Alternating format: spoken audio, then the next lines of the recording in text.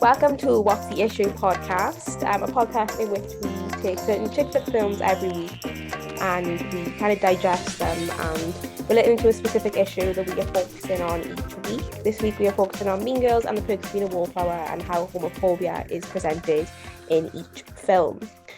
So to start off, Mean Girls. What do you guys think about this one? I think there's a lot of kind of jokes made towards gay people in this film. Kind of looking back, some of them are in very bad taste. So what's your guys' first opinions on this? I think it's a very iconic film, and it's one that's held in high regards and is beloved by the LGBT community. But you can't.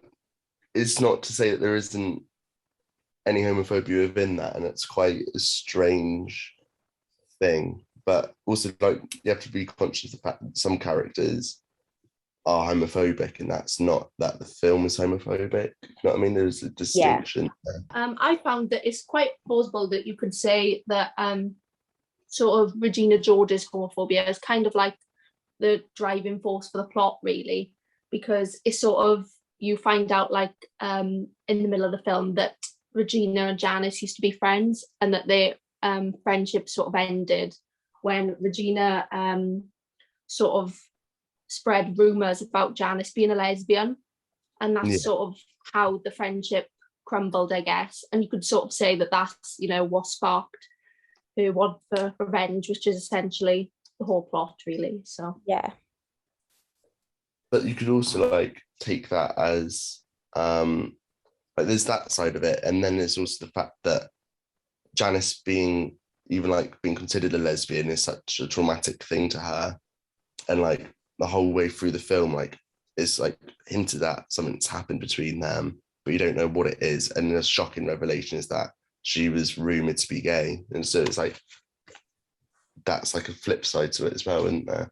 Yeah, I feel like they make it out to be a bigger deal than it should be. Even if she was gay, it's just why is it made out to be such a big deal as well? And I think there's a direct quote I've got from her where Regina says, Janice, I can't invite you on about your sleepover because I think you're a lesbian. And that in itself is so homophobic, because it's just that mindset of not wanting to be friends with someone because they're gay. It's just, I don't know, it really just brings her down as a character, doesn't it? Because she has that mindset. It's just something that, it is a huge part of her character, though, that she's so mean about Janice just because she thinks she's a lesbian. Yeah, when she's talking to Katie in that conversation, she says to her that she couldn't invite Janice because the girls would be there in their bathing suits. Yeah. So I think that, that's homophobic in itself, and it's sort of contributing to that sort of negative stereotype then that obviously she'd make just the straight women around her uncomfortable, which is obviously a very harmful stereotype. Yeah, I think as well, when you're going through it, there's the homophobia of the characters, and there's the homophobia of actually within the film. When you look at something like Damien's character, it was a big deal for the film's made in 2004. It was a big deal to have even a principal character that is gay, but at the same time, he is literally, that is basically his character, that he's gay. He doesn't have any other kind of arc going on in that story apart from other characters around him. Yeah, something I kind of picked up on is that it's often used as the token comic relief character, and he is really funny as a character, and I gotta give that to him, but that's his only personality trait. He doesn't have a backstory, whereas everyone else has a backstory. Everyone else has a lot of deeper kind of thought behind them as a character, whereas he's literally just the gay best friend, and that is what he's made out to be for the whole film. And yeah, they can really explore his character.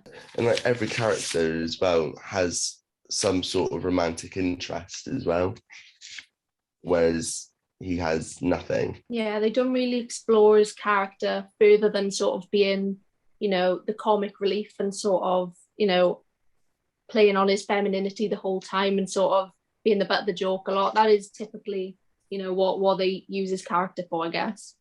Yeah. One of his first lines that you actually hear him say is that your natural hair color is gorgeous. See, that's the color I want, and that's talking about the main character's hair. Like that is the constant kind of representation that you get from him, and it's very flamboyant, very stereotypical, if anything.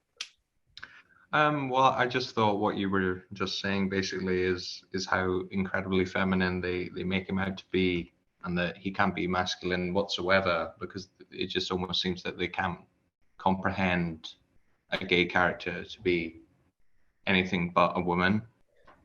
And I also feel like in the end, when there was like Janice was kind of given a male love interest, and I feel like it was almost like consolidating to the audience. Janice isn't gay, like she's not a lesbian, and giving her that straight male interest. But like you hadn't seen anything kind of building up to the relationship, in any part of the film, and then all of a sudden Kevin and Janice are together at the end of the film, and you're kind of thinking, where's this come from?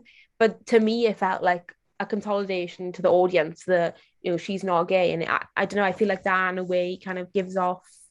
It just leaves a bit of a bad taste in my mouth. I just feel like it's just it kind of feels as if like, oh, it's not okay if she was a lesbian. Do you know what I mean? There's obviously the whole instance with the burn book as well, and just the way they sort of like casually slip in like these insults.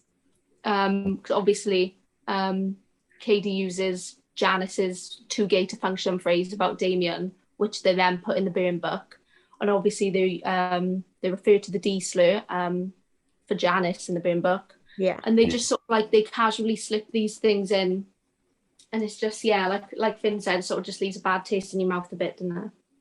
One thing I kind of will give to Janice as a character maybe is the fact that at the end when they're standing up and, you know, they've got to say their piece and they throw themselves into the crowd, and she kind of shouts at Regina like, you know, I have a big lesbian crush on you, which is obviously like made as a joke, but I feel like in a way that's kind of Janice saying, look, even if I did, like, what's the big issue? I feel like she as a character in a way kind of doesn't really claim the stereotype, and she's kind of against kind of the homophobia that's put against her, and she wants to kind of reclaim the harmful kind of stereotype that's been put on her. And, you know, she makes a joke for her at the end to be like, look, if I did have a crush on you, like, would it be such a big deal? Yeah. I didn't really read it like that personally. Like, I hear what you're saying. But Yeah. like, when she said that, I kind of took it as like just trying to disrespect Regina and like humiliate her in front of everyone. And then when she says got a big fat lesbian crush on you, I don't know, it didn't seem like such a positive thing where it's like, would it be such a big deal? But more so a bit like kind of again to like humiliate her, like Regina kind of part of like this joke. Yeah, I definitely see where you're coming from, because I think, yeah, in a way it's like a lot of people, you know, wouldn't have known the kind of rumors that Regina made up, and they would have maybe thought the ones about Janice were true and that. So I do generally see where you're coming from when you say like it was trying to humiliate her. But yeah, I definitely see both sides of that. Yeah, I definitely think you can interpret it in a few ways, because obviously what sparks Janice to sort of reveal the stuff that Katie and Damien had been doing was after Regina makes the remark, oh my God, it's your dream come true, diving into a big pile of girls when they're doing the trust fall exercise.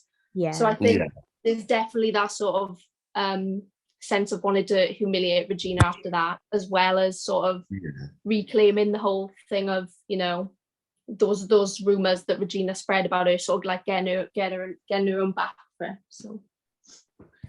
So like as a whole, I think we're all kind of in agreement that even though like I think, you know, we all kind of enjoy Mean Girls as a film, there's definitely a lot of issues in it. And I think at the time, maybe you wouldn't have, you know, back in 2004, maybe you wouldn't have realised them as much. But now we're looking back, obviously there is a lot of like stereotypes, a lot of homophobic comments made. And, you know, it's just, sometimes you just think there's no need for them because, you know, to people who are part of the LGBT community watching that now, I mean, it is quite harmful to hear certain things like that, and to hear kind of, you know, insults made to them as people in real life kind of made into jokes in a film. I do definitely see how harmful that can be. But like the irony is as well, wouldn't it, that it was is based off the book. There's a book called Queen's Bees and Wannabes by Rosalind Wiseman that was written in 2002. Oh, really? I didn't know that. It was a Yeah. self-help book, which is about bullying, like in high school. So the fact that it comes from an anti-bullying self-help book, I mean, that is context as well, isn't there? The film isn't basically an anti-bullying film, so that's why there is like such a lot of issues in it. But I think the film, as a function, does have its issues. So let's move on to The Perks of Being a Wallflower, which was made in 2012. We know the general backstory. It's focused a lot on mental health, but there is a lot of themes of kind of homosexuality in the film as well. So what are you guys like initial thoughts? Well, what were your initial thoughts? I know a lot of us rewatched the films for today. So what was your like initial thoughts, whilst watching the film and thinking of the themes of homosexuality? Well, I thought that like when I looked at Mean Girls and when I looked at Wallflower, I imagined that Wallflower would be more homophobic because I felt like Patrick was just in it more consistently than Janice or Damien, but it might not be now that I'm looking at it, just because of the fact that he was simply in it more, and I feel like they it's not as broad as how they almost attack the character and are homophobic in it, in the sense that they repeat a lot of the same things. In that I think Patrick's called, they use the phrase nothing a lot, the demeaning phrase nothing, and then I think they repeat it 6 times throughout the entire movie. And obviously not to my knowledge, but they don't use the F slur in Mean Girls, but they do more than once in this movie as well. Yeah. But I think again, like, there's the difference between the function of the film being like the film as it is being homophobic, than characters being homophobic. And Yeah, I think Perks of Being a Wallflower has a lot more active homophobia and a lot more, with the characters, and there's a lot far more violent as well, really, isn't it? Like with Patrick being physically beaten and his boyfriend Brad being beaten as well by his own dad. I think as a representation, it might actually be a bit more positive, I think, than Mean Girls, despite how depressing it is. Yeah, they really don't shy away with uses of derogatory terms in this one. I'd say significantly more than Mean Girls. The F slur is used quite a lot, especially in regards to Patrick. I think Brad said it twice in the fight in the cafeteria between the two of them, because I think, it had just been the case that one of Brad's friends had tripped Patrick up and called him nothing, and Patrick was sort of urging him to do or say something, and he sort of responds trying to keep up his sort of straight jock appearance. Yeah, that's something I definitely noticed as well. There's obviously Brad is quite a huge part of kind of the whole homosexual themes in this film, and he is gay, like, he knows that himself, but it's more, there's a lot of kind of internalized homophobia in this film as well, because his internalized homophobia is huge. Like, he hates himself for being gay, he turns to substance abuse, there's so much in his life that he just resents being gay, whereas like you look at a character like Patrick, who is so much more open about that and is really accepted himself. And I think it's really interesting to see these kind of contrasting characters in a relationship, because they both face repercussions for who they are. But it's kind of as if Brad, like, even though Brad kind of does face those repercussions as well, because he's got this kind of jock persona that he wants to keep up, he just tries and hides it all the time, when realistically, that is homophobic in itself. There's a lot of internalized homophobia. Yeah. I mean, again, because this is a film based off the book, isn't it, from Stephen Chbosky from 1939. But so the film's going to be following that story, because the Mean Girls one, that was a self-help book, so that didn't have a narrative. But whereas this one had a story, had a plot, you know, that it was adapting. So I think there's going to be some element where the film and its homophobia is going to be intrinsically linked to the book. But I think when you think of how just depressing it is, you know, like how Brad has to drink to be with Patrick, how you know, Patrick gets beaten, how Brad gets beaten, how, you know, all of this stuff. I think it is kind of a trope, isn't it, that gay characters just have depressing lives. Yeah. They sort of, you know, in the film, they sort of represent gay characters from two sides, you know, opposite ends of the spectrum, really. This sort of a gay character who's comfortable in his skin. He's sort of, you know, he's feminine and enthusiastic. And then obviously there's Brad on the opposite end of the spectrum, who's from a religious family. And, you know, there's the whole thing of, for I think 7 months in their relationship, Brad and Patrick were only together if Brad was intoxicated. Yeah. Fear of how he feels. And he tells Brad that, Brad tells Patrick that his dad would kill him and that he was going to hell for being with Patrick. Yeah. So it sort of represents the two different, like you said, obviously depressing lives. You know, there's that sort of trope in there. They sort of represented two different versions of it. I like the link that it made when it spoke about how Patrick was very accepting and he was very happy with it, and that Brad wasn't.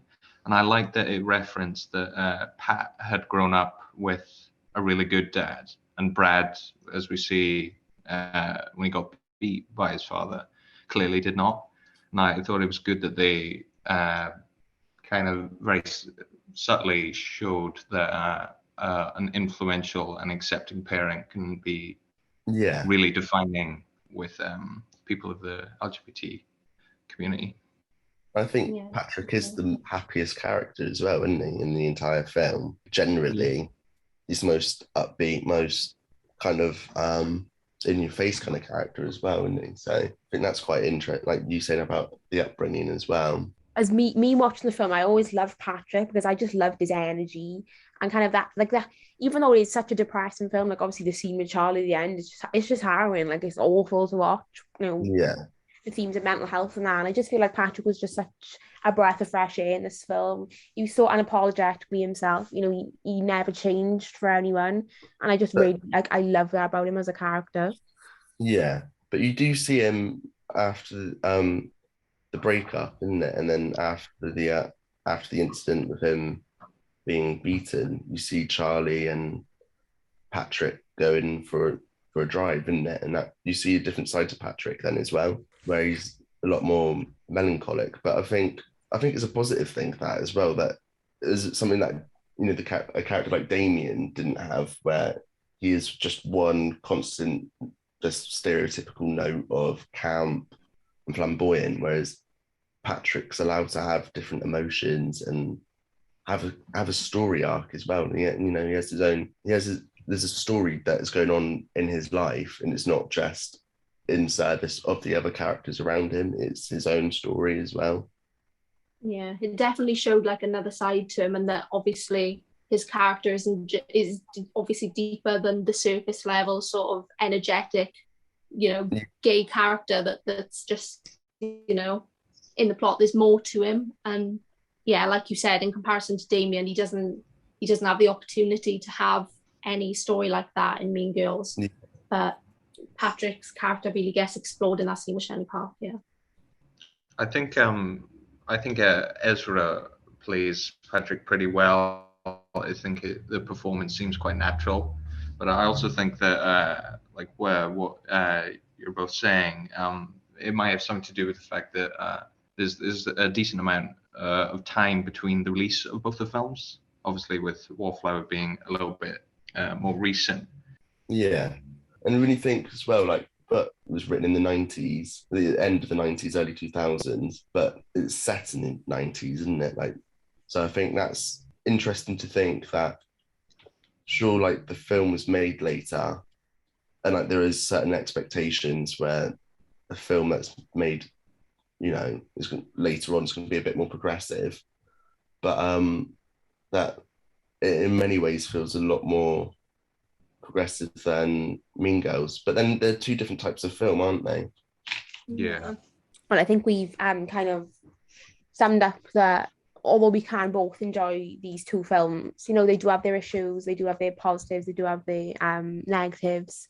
There's both pros and cons to both films, and it's important that we recognise these issues in films that we watch growing up and films that we continue to watch as we get older. We can recognise the issues in them and kind of but still enjoy them as a film and kind of pick out, what is problematic, what isn't, and just kind of see that, not everything is, you shouldn't take everything at face value, and sometimes things need to be looked into deeper. So come back to our next week's podcast where we will be taking the issue of racism and applying that to two of our favourite films.